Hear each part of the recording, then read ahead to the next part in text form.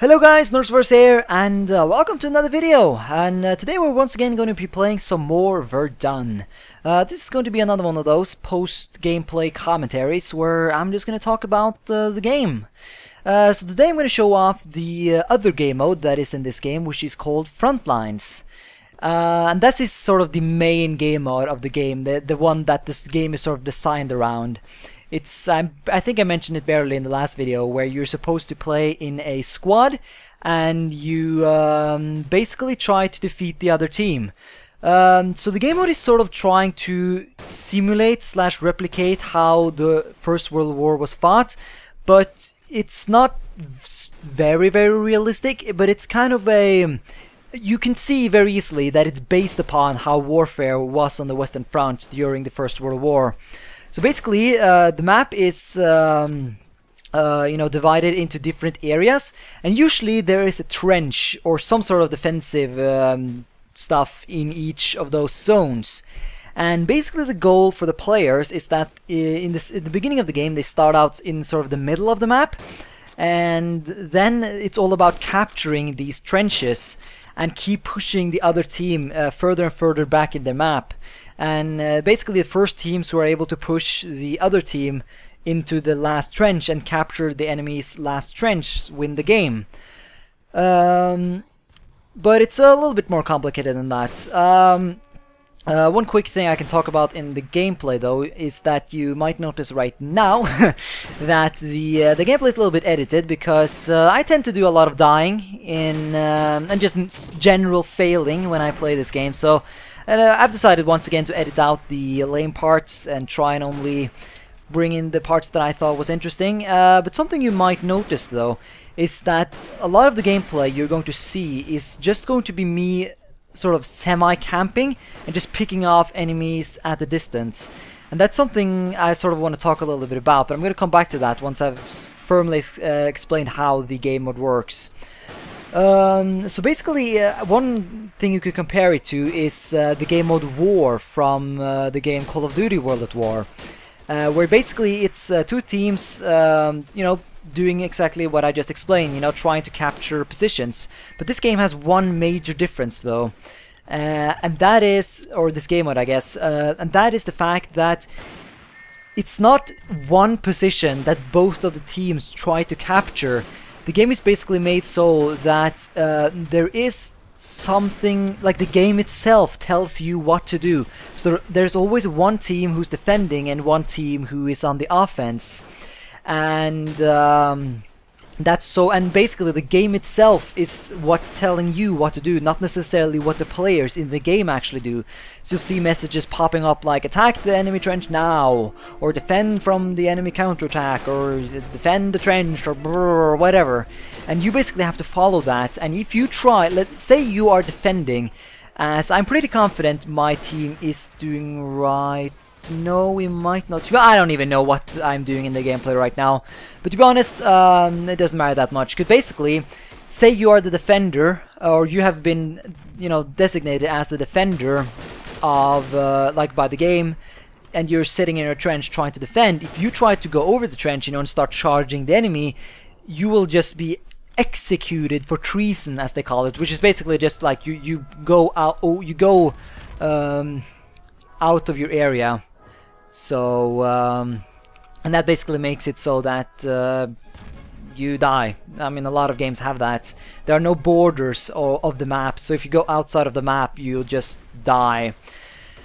So yeah, and of course you do switch your roles throughout the game, so that, for example, if you are designated as the attacker, if you are able to capture the enemy's trench, you then become the defender until the game tells you, like if you're then capable of defending that trench, the game then tells you to go attack the next one. I think this is a pretty interesting way to do it, but I think it has some major drawbacks. It is rather interesting because it sort of gives the game a flow that's a little bit unique. The fact that you get these like everyone basically does the same, and that's something you don't see very often, like everyone attacks at the same time kind of deal. But to be honest, I find it a little bit annoying from time to time, simply because a lot of times when I am on the defensive, I see a very good opportunity to attack the enemy trench, but I'm not allowed to take that opportunity because the game just tells me that that's how it is. You know, go fuck yourself, basically. Sorry. And you can see that I'm not the only one feeling this, because very often you can see that when we are on the defensive, we are just hugging the edge of where we are allowed to go, and just picking off enemies like it was nothing. We are just dominating, just spawn killing or whatever. And everyone, you can see them, people constantly running forwards and then realizing they can't run, and they just run back. And I also feel like sometimes it's a little semi-unrelated, but I think it has something to do with the same thing. A lot of the times the borders of where you are allowed to go, depending on whether or not you are the defender or the attacker, are a little bit weird. I don't know if I've just misunderstood something or if there's just something I'm not realizing, but I feel like a lot of times when I am attacking, I'll go ahead and I'll attack an enemy trench, and I can't go into the enemy trench. I don't know if that's actually the case, or if it's just me having misunderstood and that I actually am defending or something like that. But I find myself doing that very often. Like, I really want to jump into the enemy trench and just start just stabbing everyone with my bayonets and that kind of stuff.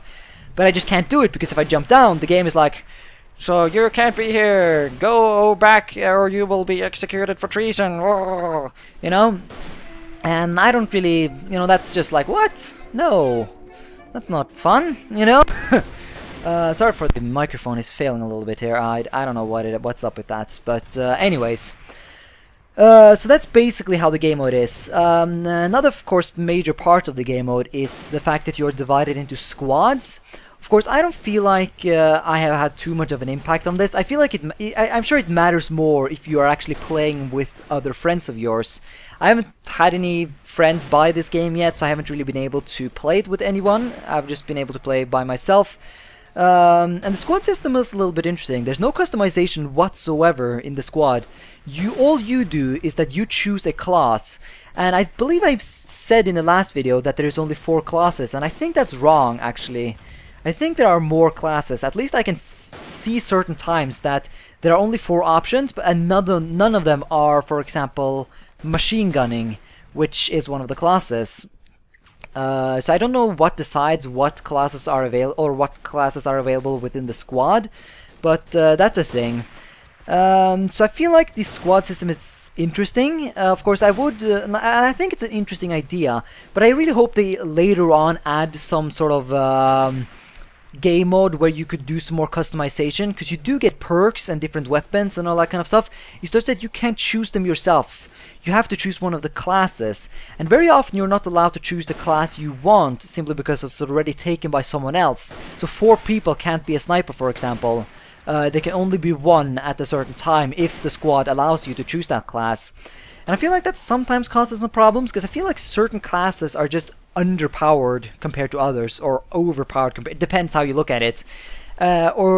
Or not even that, some are just more boring to play than others. Something I kind of see a lot is that the officer class, which is supposed to be like the leader of the squad, telling them to do whatever they're supposed to do and all that, I always see no one wants to play that. Like, whenever you try and join a game and you're trying to select a class from all the available squads at the time, you can see that you can always be sure that you can play as an officer, because no one wants to play as that. I don't know if that's just something this is just a special thing that I've noticed, or if it's actually true. I guess you could leave your comments if you guys have this game and you're interested, and you have some input on that. But that's what I feel like anyways. So, but I think it's a really good idea. I think this game mode needs some updating. I still feel like there are things that needs to be changed, because I feel like you don't get those epic charges where like masses of players just charge into the enemy trench. A lot of the times you will just see people just sneaking up on the corners of the map while the defending team is just picking off dudes at huge distances. Because that's something I've noticed. It feels like there's no really range penalty in this game. Like, you can just shoot someone from the, it's very easy to pick up people on a long distance, and I feel like that sometimes is not very good. So yeah, that was basically the Frontiers game mode, and yeah, thanks so much for watching this Verdun video, and until next time, bye.